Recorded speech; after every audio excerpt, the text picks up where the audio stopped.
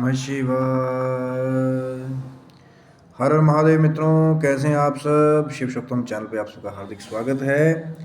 Channel पे यदि नए हैं तो विनम्रता से निवेदन करूंगा कि चैनल को सब्सक्राइब कर लें ताकि हमारे द्वारा बनाई हुई कोई वीडियो सबसे पहले आपको प्राप्त हो। वीडियो में दिखाई जाने वाली जानकारी यदि आपको अच्छी लगे तो लाइक करें, शेयर करें, सब्सक्राइब करें। मित्रों, आज बहुत ही खास एक बात के साथ आपके सामने उपस्थित हूँ। सोमवार का भगवान शिव जी का दिन है, पावन दिन है, और लेकिन एक खास मैसेज के साथ, एक खास विनम्रता के साथ, विनती के साथ आपके सामने पेश हुआ। पहले भोलेनाथ के दर्शन कीजिए। शिव शिव शिव शंभु, शिव शिव शिव शंभु। अच्छे लग रहे हैं ना भोलेनाथ? श्रृंगार किया हुआ है बाबा का अच्छे से, पुष्पों के द्वारा, बिल्व फलों के द्वारा। लेकिन जहाँ ये श्रृंगार भोलेनाथ का अच्छा लग रहा है, आज इसके साथ ही मैं एक और मैसेज लेके आया कि शिव मंदिर में सफाई करके श्रृंगार करने की बात ही कुछ और है। मौका मिले तो ज़रूर कीजिए। लेकिन एक और ज़रूरी मैसेज के साथ यहाँ पर उपस्थित हूँ कि अब यहाँ भोलेनाथ का बड़ा अच्छा श्रृंगार हो रखा है, मन ठहर जाता है कई बार। लेकिन उसके साथ ही आपको एक और दृश्य दिखाऊंगा जो आजकल कई हमारे भाई बंधु इस चीज़ को पता नहीं जाने में अनजाने में कर रहे हैं। तो उसको, वो जो समस्या खड़ी हो रही है उसको ठीक करने के लिए आज मैं आपको कुछ दिखा रहा हूँ। किसी का अपमान करने का कोई उद्देश्य नहीं है, पर अगर भूलवश कोई ये चीज़ें कर रहा है तो वीडियो बनाने का उद्देश्य ये है कि वो जो चीज़ हो रही है वो बंद हो जाए। जैसे आपको दिखाता हूँ, यहाँ अच्छा दृश्य था, यहाँ आ जाइए।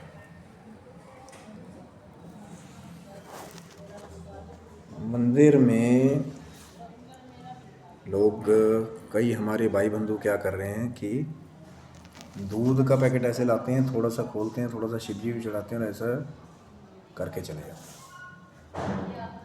तो क्या ये अच्छा लगता है मित्रों? क्योंकि ये दुग्ध है, दूध के द्वारा कहते हैं कि बड़े बड़े वेद में, शास्त्रों में बड़े बड़े नॉलेजकार कहते हैं कि अगर खाना आप अनाज भी ना खाओ और सिर्फ आप दुग्ध का सेवन ही अगर आप कर लोगे तो भी बोलते हैं कि आपकी क्षुधा शांत हो जाएगी और शरीर पुष्ट रहता है। कई बड़े बड़े संत जो है वो दूधाधारी भी कहलाते हैं, दूध पे ही उनका सारा जो जीवन है वो दूध पे निर्भर है। कई तो भोजन करते ही नहीं, फलाहारी संत हैं कि सिर्फ दूध ही खाते हैं, फलाहार करते हैं। लेकिन ये जो चीज़ है मित्रों, ये गलत है कि थोड़े सा थैली का आप, ठीक है अगर आप जल्दबाजी में हैं, आपने दूध की थैली खरीदी है, तो मेरा कहने का तात्पर्य यही है कि जो वेस्टेज है, जो बर्बादी हो रही है दूध की, अब ये जो दूध जो नीचे गिर गया है, अब ये पीने लायक नहीं है। जी, हम तो मंदिर गए थे, थोड़ा सा भगवान पे चढ़ाया, तो हम तो पंडित जी के लिए छोड़ आए दूध। तो ऐसा जब खोल के छोड़ के आ जाओगे तो कोई भी इसको अब जो है वो पिएगा नहीं, ना ये अब चढ़ाने लायक है जो नीचे गिर गया। तो बात करने का उद्देश्य वही है मित्रों कि बड़ी ही इम्पॉर्टेंट चीज़ें हैं जिसको हम लोग नज़रअंदाज करते हैं, जिसके साथ हम गलतियां करते हैं। और बहुत फिर क्या होता है कि कुछ ऐसे जो हमारे सनातनी कई लोग हैं, बाद में वो उसका गलत फ़ायदा उठाते हैं। मतलब इन्हीं टॉपिक्स को वो हाईलाइट कर देते हैं बार बार। तो कहने का मतलब वही है कि जो बर्बादी है दूध की, यदि आप दूध छोड़ के आना चाहते हैं मंदिर में, किसी ने आपको उपाय बताया है कि शिव मंदिर में जाके दूध चढ़ाइए, तो मैं नहीं कहता हूँ कि भगवान भोलेनाथ पे सारी थैलियाँ चढ़ा दीजिए। वो आपकी अपनी इच्छा है, आप कितना दूध चढ़ाना चाहते हैं। लेकिन एक शिव सेवक होने के नाते एक छोटी सी विनती हम भी करते हैं कि भैया सिर्फ एक बूंद ही चाहे शिव जी पे चढ़ाइए, बाकी किसी ब्राह्मण देवता को वैसे देना है या किसी गरीब को देना है तो वो है, भगवान भोलेनाथ बड़े प्रसन्न होते हैं इस चीज़ से कि कोई दूध का दान अगर करे किसी गरीब को और जिसको वाकई में आवश्यकता है, किसी की क्षुधा शांत हो जाए, तो सबसे बड़ा उद्देश्य उसी चीज़ का है। तो एक ही बूंद चढ़ाइए जाए। लेकिन जो ये कार्य है, इससे क्या होता है कि अब ये दूध जो है वो सीधा नाली में जाएगा, जब सफाई करनी पड़ेगी। उसके बाद कई बहुत सारे फिल्म डायरेक्टर्स हैं आजकल, वो तो फिल्म बनाने को तैयार रहते हैं कि जी शिव मंदिर का दूध नालियों में जा रहा है, शिव मंदिर में ये हो रहा है, ये सनातन के नाम पे लोग जो है वो बर्बादी कर रहे हैं। लेकिन वो तो बाद के लोग हैं जिनका सनातन से कोई जुड़ाव ही नहीं, लेकिन जो सनातन से जुड़े हुए हैं, मंदिर भी जा रहे हैं मेरे भाई, पूजा भी कर रहे हो, लेकिन ऐसे कार्य के द्वारा आपका जो पुण्य है उसको कैसे आप लोग करेंगे। और बहुत सारे लोग इसमें डॉक्यूमेंट्री बनाते हैं कि शिव मंदिर के जो दूध हैं वो नालियों में जाते हैं। मैं सब जगह की बात नहीं करता हूँ, लेकिन जो पुराने ज़माने में क्या होता था कि जो जब भी शिव मंदिर का राजा लोग या बड़े बड़े लोग निर्माण करवाते थे, तो जहाँ पे शिव जी का मंडल बनाया जाता था, जैसे अब ये पीठ है शिव जी की, तो उसके नीचे का चुनाव किया जाता था। और बहुत जगह तो ये कहा जाता था कि राज्य के एक ख़ास जगह का चुनाव करके एक कुआं बनवाया जाता था फिर शिव जी के मंदिर के ठीक नीचे। और उस कूप के अंदर कहते हैं कि ऐसी व्यवस्था थी कि फिर उसी कूप के द्वारा जो शिव जी को वो जल चढ़ाया जाता था, वो दूध चढ़ाया जाता था, वो दही चढ़ाया जाता था, मिश्री चढ़ाई जाती थी, वो शक्कर चढ़ाई जाती थी, हल्दी चढ़ाई जाती थी। जब वो ऐसे पाइपलाइन के द्वारा उस कूप में जाता था और उस कूप से फिर फसलों के बीच में जाता था, तब ऐसे शिव मंदिरों का निर्माण किया जाता था। हर जगह वो ढकोसला नहीं है कि हाँ ठीक है, कुछ मंदिर ऐसे भी हैं जो लोग बिना ज्ञान के उसको नालियों के साथ कनेक्ट कर रहे हैं, गलत काम है, नहीं करना चाहिए। लेकिन पहले के ज़माने में लोग बड़ी रिसर्च करके शिव मंदिर के नीचे कूप बना करके उसमें दूध दही शहद सब जाता था, फिर वही जो सामग्री थी आपके द्वारा चढ़ाई हुई पंचामृत जैसा बन करके फिर वो आप ही की फसलों में जाता था, या वो जो वहाँ की ज़मीन है, अब खुद सोचिए जिस ज़मीन के अंदर शहद, दूध, घी, मक्खन और शक्कर, हल्दी जैसे गुणकारी चीज़ें जाएंगी, तो वहाँ पे फसलें फिर बहुत लहलहाती थी और वहाँ के वृक्ष भी जो है वो आसपास के क्षेत्र के उपजाऊ होते थे। लेकिन मेरे भाइयों, जो वो तो बहुत बड़ी बात है कि पहले शिवलिंग जो आप लगाना चाहते हैं, अलग अलग तरह के शिवलिंग हैं। वीडियो बहुत लंबा हो जाएगा, इसलिए मैं पूरी बात नहीं बता रहा हूँ। चैनल को सब्सक्राइब रखिएगा, शायद जो तरह तरह के अलग शिवलिंग हैं उनके बारे में, और वो जो शिवलिंग है जो अलग अलग देवताओं के पास में है, जो शिव महापुराण में जिनका वर्णन है, शायद उनके बारे में वार्तालाप करेंगे, क्योंकि वीडियो बहुत लंबा हो जाएगा। आज का उद्देश्य सिर्फ इस चीज़ के बारे में वार्तालाप करना था कि ऐसा काम ना करें। यदि आपके पास समय नहीं है, अगर आपने दूध का दान देना है तो बंद पैकेट में उसको दे, ताकि वो गिरे ना। जिसने पीना हो, अगर पुजारी हैं, ब्राह्मण हैं, सेवक हैं मंदिर के, तो वो उसको वैसे पी लें, या तो शिव जी की शिवलिंग पर छुआ करके फिर उसको किसी, अगर लगता है कि नर्मदेश्वर शिवलिंग है जिसका चढ़ाव सब खा सकते हैं, तो फिर उस दूध को जो है आप किसी गरीब को दे दें। जी हाँ, बिल्कुल आपने सही सुना है। बहुत सारे लोग ये कहते हुए सुने जाते हैं कि शिव जी पे चढ़ा हुआ नहीं खाना जी, शिव जी पे चढ़ा। जो नर्मदेश्वर शिवलिंग है उसके ऊपर चढ़ा हुआ आप खा सकते हैं। और भी बहुत सारे हैं, जैसे पारद है, रजत है, जिसके ऊपर चंड का अधिकार जिस शिवलिंग पे नहीं है, वहाँ का आप खा सकते हैं। और जो शिव दीक्षा जिन्होंने ली हुई है, ओम नमः शिवाय मंत्र की या किसी भी शिव मंत्र की दीक्षा जिन्होंने ली हुई है, तो शिव लिंगों के नैवेद्य को ग्रहण करना उनके लिए तो हर तरह से कल्याणकारी है, लेकिन ऐसे नहीं।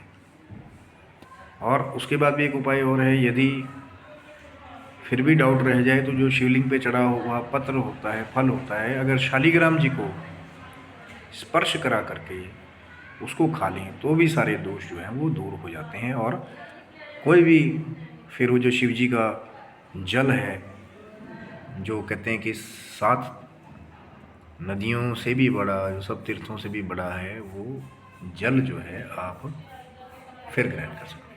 शालिग्राम जी के, या शालिग्राम जी का जल हो उसमें मिला करके जो चरणोदक होता है, तो उस जल को भी आप ग्रहण कर सकते हैं। लेकिन बहुत सारी भ्रांतियाँ फैल रही हैं लोगों में कि जी बस हमारे को तो फलाने पंडित जी ने बताया जी शिवलिंग में चढ़ो तो खाने नहीं, बिल्कुल भी।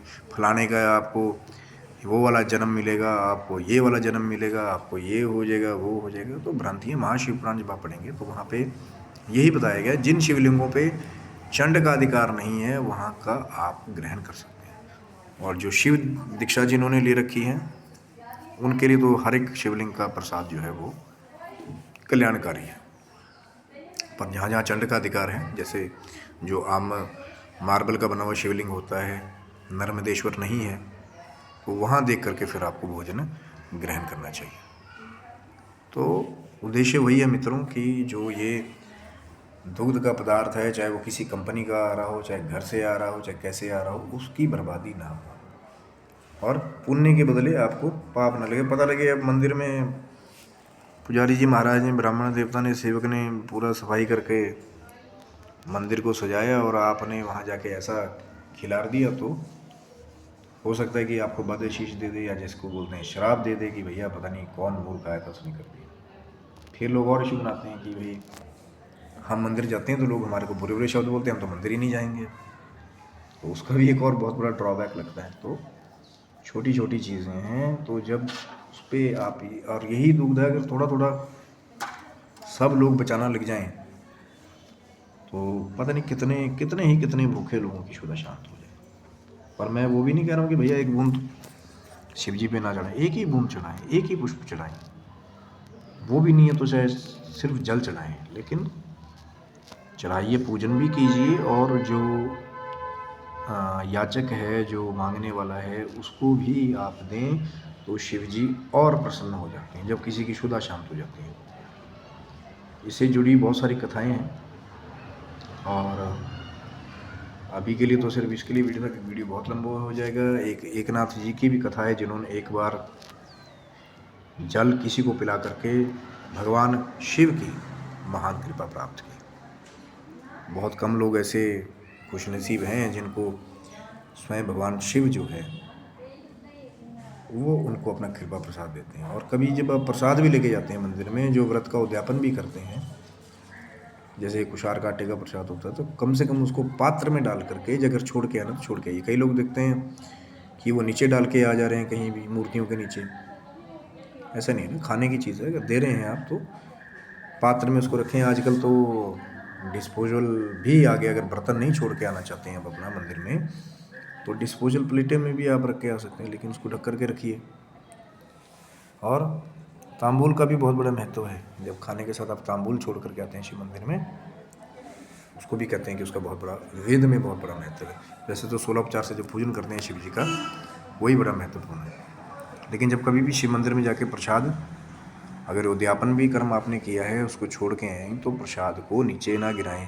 कहीं पता लगे छोटे से अखबार के पीस पे रख करके आ गए, वहाँ पे किसी का पाँव लगा, फिर प्रसाद का अनादर हो, तो चाहे डिस्पोजल ही सही, अगर अखबार में भी रख के आ रहे हैं तो अखबार भी इतना बड़ा हो कि मतलब प्रसाद नीचे ना गिरे, और ऐसी जगह रखा जाए ऊपर कहीं पे कि किसी का पाँव ना लगे वहाँ पे। तो यही शिव कृपा है मित्रों, कि शिव जी ने कहीं भी नहीं कहा कि मेरे को ऊपर आकर के आप टनों के हिसाब से दूध चढ़ा दें या प्रसाद चढ़ा दें। सिर्फ भाव के साथ जो आप नैवेद्य चढ़ाना चाहते हैं, भगवान भोलेनाथ उसको ग्रहण कर लेते हैं। पर समझने की बात वही है कि पाँव से कोई भी नहीं खाता है, सब लोग अपने हाथ से खाते हैं, और प्रसाद को प्रसाद की तरह ही लेना चाहिए।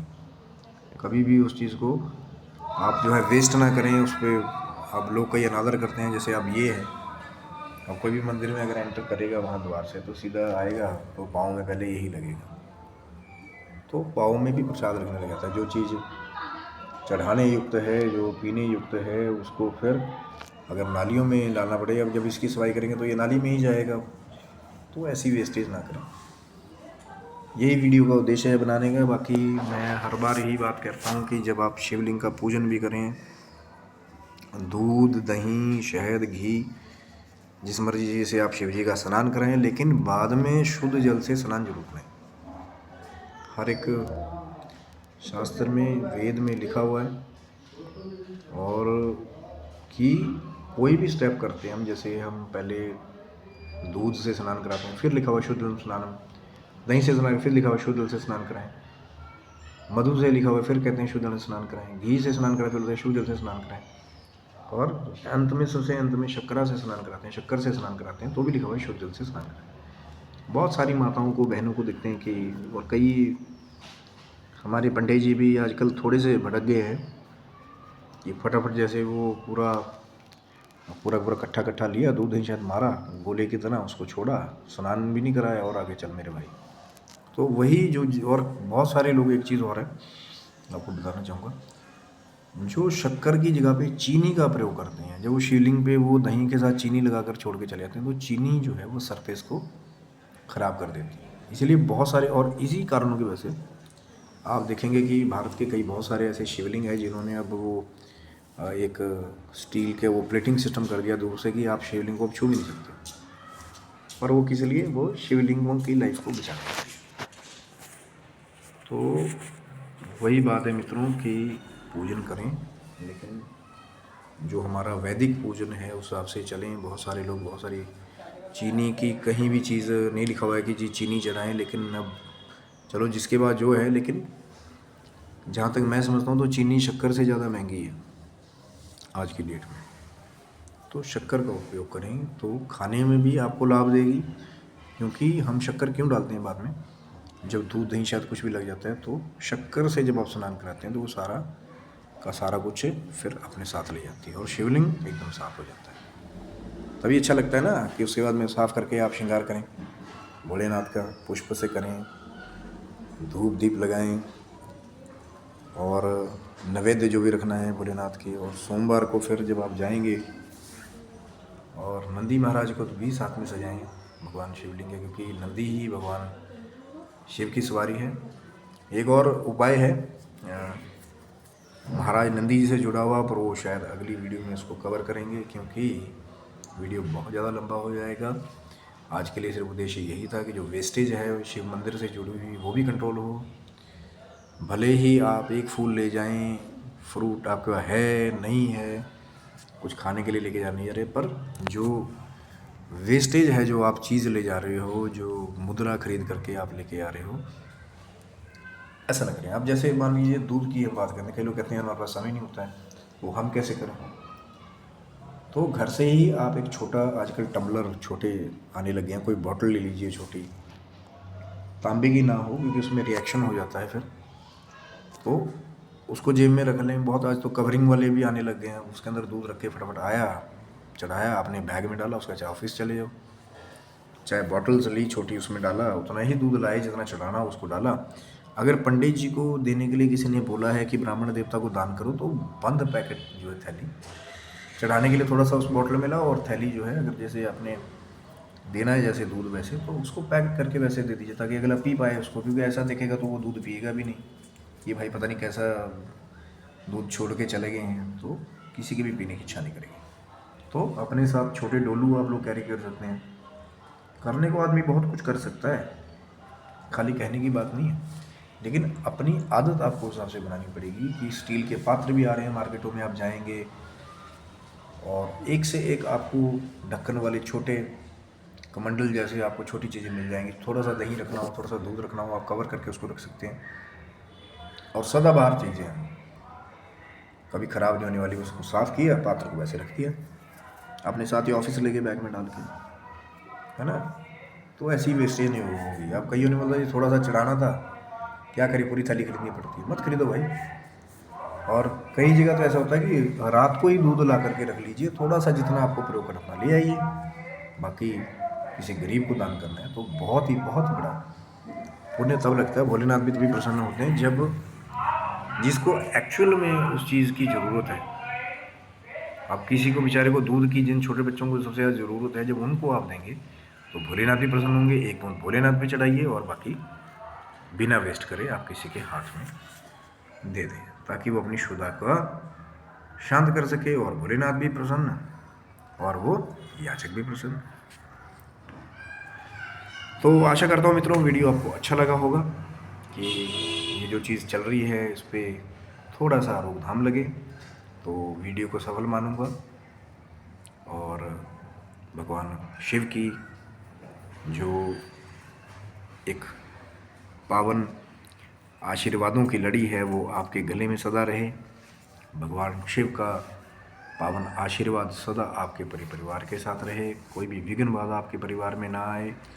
जो भी आपकी सही मनोकामनाएं भगवान शिव, माँ जगदम्बा, नंदिकेश्वर भगवान उनको पूर्ण करे और आप सदा सुखी रहें, स्वस्थ रहें और अपने जीवन की भौतिक और आध्यात्मिक उन्नति की ओर अग्रसर होते रहें। यही हमारी कामना है और भगवान शिव जी के इस पावन मंदिर से यही आपके लिए आज का मैसेज है और आज की शुभकामना है। और तब तक के लिए जयकारा वीर बजरंगी, हर हर महादेव शंभू, जय माता।